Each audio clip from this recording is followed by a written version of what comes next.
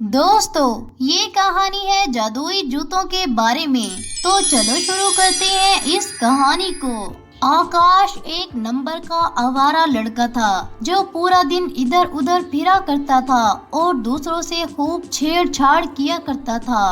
वो कभी किसी के गाय खोल देता तो कभी किसी के बाग से फल चुरा लेता था, कभी स्कूल से बाहर जाकर छुट्टी की आवाजें लगाता था, जिसकी आवाज सुनकर सारे बच्चे खुश होकर उठकर भागने लगते थे।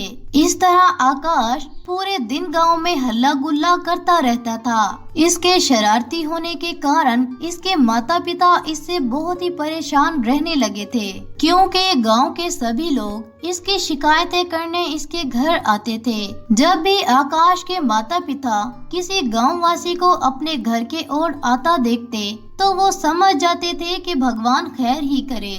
उन्हें पता होता था कि उनके घर कोई शिकायत ही आने वाली है।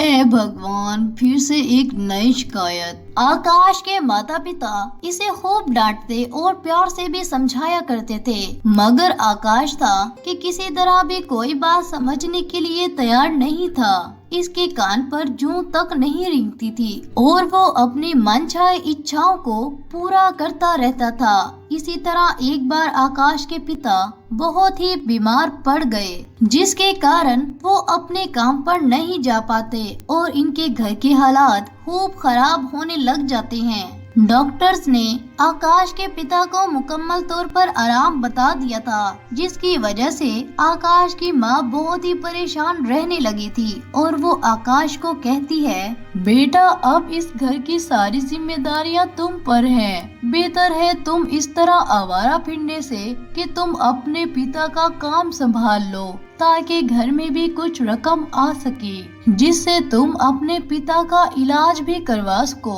डॉक्टर्स ने पूरे 1 लाख रुपए का इंतजाम करने को कहा है, जिससे तुम्हारे पिता का इलाज होगा। मगर आकाश था कि कहाँ मेहनत करने वाला था। इस तरह समय बीतता जाता है और आकाश के पिता की हालत और भी खराब होने लगती है। अब वो करे भी तो क्या करे। अगर वो अपने पिता का काम भी संभाले तो जल्द ही 1 लाख रुपए का इंतजाम नहीं हो सकता था। इसी तरह कुछ दिनों बाद गांव में एक ऐलान होता है कि गांव के मुखिया जी ने एक दौड़ का मुकाबला रखा है, जिसे देखने पास के गांव के मुखिया भी आ रहे हैं और गांव के मुखिया का कहना है कि वो दौड़ जीतने वाले को 1 लाख रुपया इनाम भी देंगे। ये ऐलान सुनकर आकाश बहुत ही खुश हो जाता है और सोचता है कि क्यों ना वो रेस दौड़कर इनाम की रकम वसूल कर ले, जिससे वो अपने पिता का इलाज करवा सकेगा।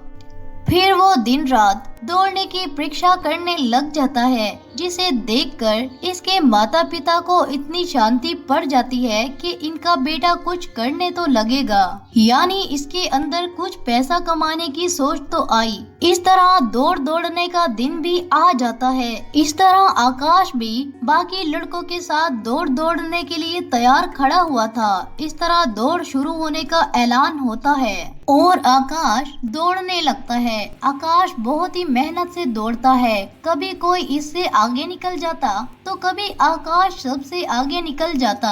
इसी तरह दौड़ चलती रहती है। आकाश को एक लड़का मौके से फायदा उठाते हुए धक्का देता है, जिसकी वजह से आकाश नीचे जा गिरता है और इसके पाँव में चोट लग जाती है और सब लड़के आकाश से आगे निकल जाते हैं। आकाश सोच में पड़ जाता है कि वो अब करे तो क्या करे। करीब ही उसे दरख्त के नीचे जूते रखे हुए दिखाई देते हैं इसके पाँव से, क्योंकि खून बह रहा था। वो सोचता है कि वो इन जूतों को पहनकर अपने खून को रोक सकता है और दौड़ का मुकाबला कर सकता है। आकाश ने बिल्कुल भी हिम्मत नहीं हारी और अपनी हिम्मत जुटाते हुए इन जूतों को पहनकर दौड़ने की कोशिश करने लगता है। मगर इसे क्या मालूम था कि वो जूते तो जादुई जूते हैं और ऊपर वाले ने इसकी मदद के लिए भेजे हैं। इस तरह आकाश इन जूतों को पहनकर दौड़ने लगता है और धीरे धीरे वो सबसे आगे निकल जाता है।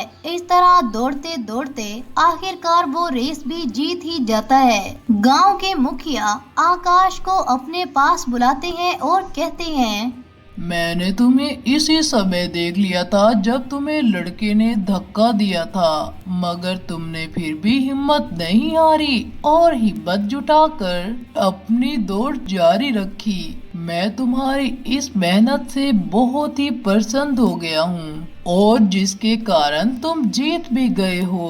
इस तरह आकाश को इनाम की रकम मिल जाती है और आकाश इन लाख रुपए को पाकर बहुत ही खुश दिखाई देता था, क्योंकि वो अपने पिता का एक अच्छे हॉस्पिटल से इलाज करवाना चाहता था।